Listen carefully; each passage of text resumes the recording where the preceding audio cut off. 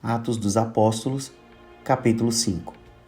Entretanto, certo homem chamado Ananias, com sua mulher Safira, vendeu uma propriedade, mas, em acordo com sua mulher, reteve parte do preço e, levando o restante, depositou aos pés dos apóstolos. Então disse Pedro: Ananias, por que encheu Satanás teu coração para que mentisses ao Espírito Santo, reservando parte do valor do campo? Conservando-o, porventura não seria teu, e vendido, não estaria em teu poder? Como, pois, assentaste no coração este desígnio? Não mentiste aos homens, mas a Deus. Ouvindo estas palavras, Ananias caiu e expirou, sobrevindo grande temor a todos os ouvintes. Levantando-se os moços, cobriram-lhe o corpo e, levando-o, sepultaram. Quase 3 horas depois, entrou a mulher de Ananias, não sabendo o que ocorrera.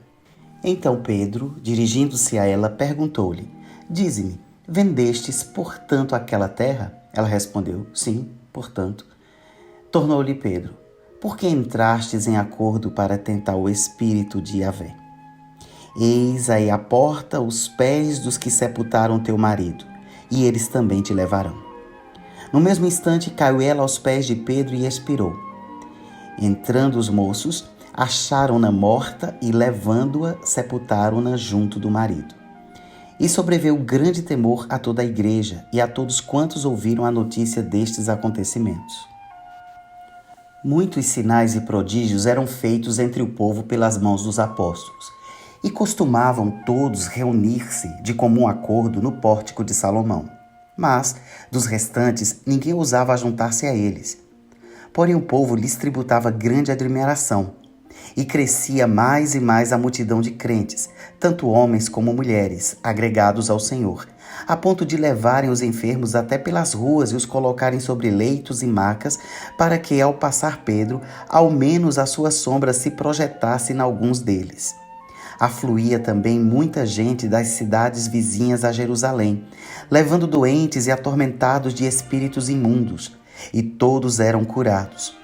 Levantando-se, porém, o sumo sacerdote e todos os que estavam com ele, isto é, a seita dos saduceus, tomaram-se de inveja, prenderam os apóstolos e os recolheram à prisão pública. Mas, de noite, um anjo do Senhor abriu as portas do cárcere e, conduzindo-os para fora, lhes disse: Ide e, apresentando-vos no templo, dizei ao povo todas as palavras desta vida. Tendo ouvido isto, logo ao romper do dia, entraram no templo e ensinavam.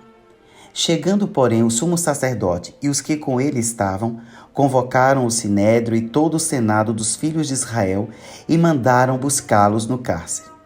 Mas os guardas, indo, não os acharam no cárcere, e, tendo voltado, relataram, dizendo: Achamos o cárcere fechado com toda a segurança e as sentinelas nos seus postos junto às portas. Mas, abrindo-as, a ninguém encontramos dentro. Quando o capitão do templo e os principais sacerdotes ouviram estas informações, ficaram perplexos a respeito deles e do que viria a ser isto. Neste ínterim, alguém chegou e lhes comunicou: Eis que os homens que recolhestes no cárcere estão no templo ensinando o povo. Nisto, indo o capitão e os guardas, os trouxeram sem violência, porque temiam ser apedrejados pelo povo. Trouxeram-nos, apresentando-os ao sinédrio.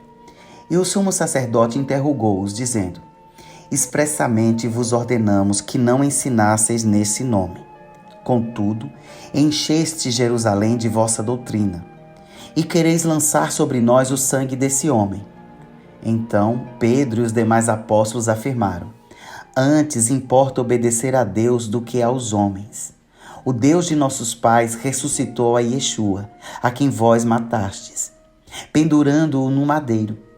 Deus, porém, com a sua destra, o exaltou a príncipe e salvador, a fim de conceder a Israel o arrependimento e a remissão de pecados. Ora, nós somos testemunhas destes fatos, e bem assim o Espírito Santo que Deus outorgou aos que lhe obedecem. Eles, porém, ouvindo, se enfureceram e queriam matá-los. Mas, levantando-se no sinédrio um fariseu chamado Gamaliel, mestre da lei, acatado por todo o povo, mandou retirar os homens, por um pouco.